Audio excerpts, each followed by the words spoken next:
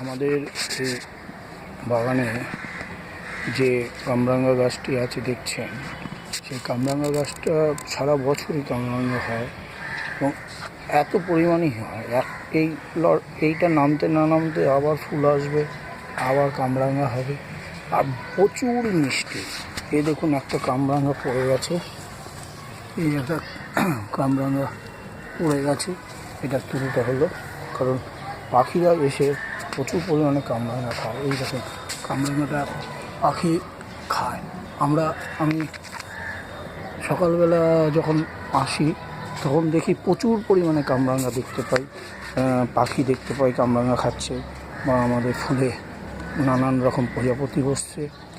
এই বাগানটা থাকার ফলে মনটা সবসময় খুব আনন্দে থাকে এবং নেচারকে আমি প্রতি মুহূর্তে উপলব্ধি করতে পারি। এই জন্যই আমার এই বাগান। গোলাপ আমার খুব প্রিয়। এই গোলাপের মধ্যে আমি ফুলের একটা সৌন্দর্য বা যে গন্ধ অনুভব করতে পারি, সেটা সত্যি খুব আনন্দের বিষয়। এবং শুধু আমাদের যে ফুল তাই নয়, আমি দেখুন এখানে পেঁয়াজকলি করেছি। এই পেঁয়াজকলির এই পেঁয়াজটা হচ্ছে কোনো রকম আমার ভেষজ সার দিয়ে করা হয়। কোনো রকমভাবে আমরা অন্য কোনো সার ইউজ করি না। এখানে যে গোলাপ বেল গাছ আছে, তারপর ওখানে অনেক আরও গাছ আছে আমার। দেখুন ওখানে প্রচুর বনসাই গাছ করেছি। প্রত্যেকটা বনসাই দেখুন কামরাঙা, সব কামরাঙা। দেখুন কত বনসাই, এই প্রত্যেকটা বনসাইয়ের বয়স।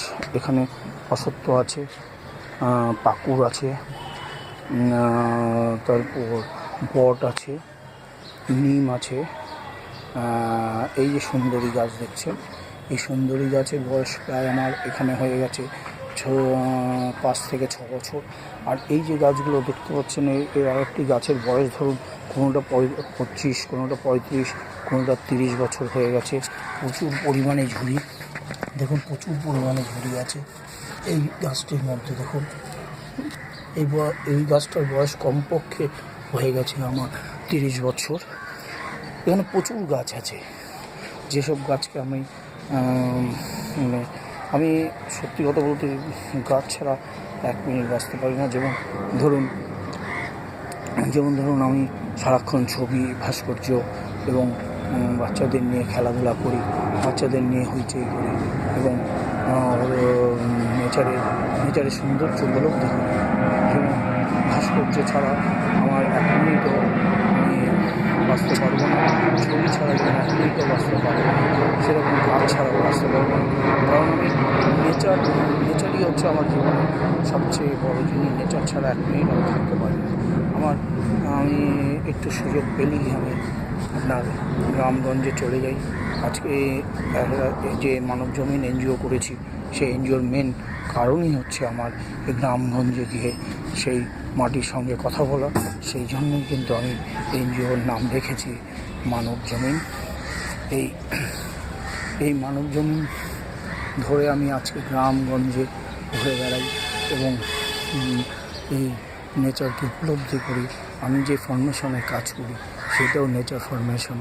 আমার জীবনের প্রতি মুহূর্তে আমি নেচারকে উপলব্ধি করি।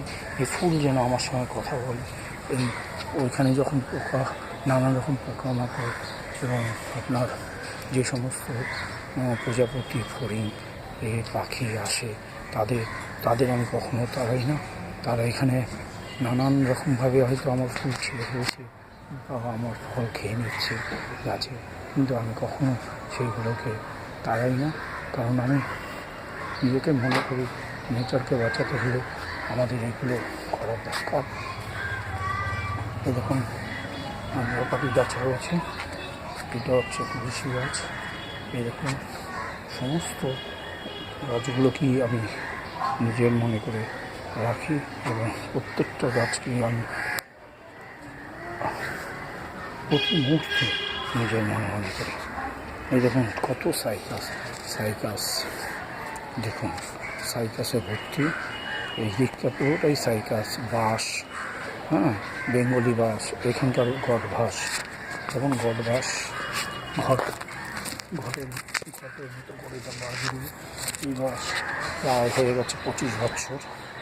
হ্যাঁ, এই এক একটা সাইকাস গাছের বয়স হয়ে গেছে প্রায় 20 বছরের মতো।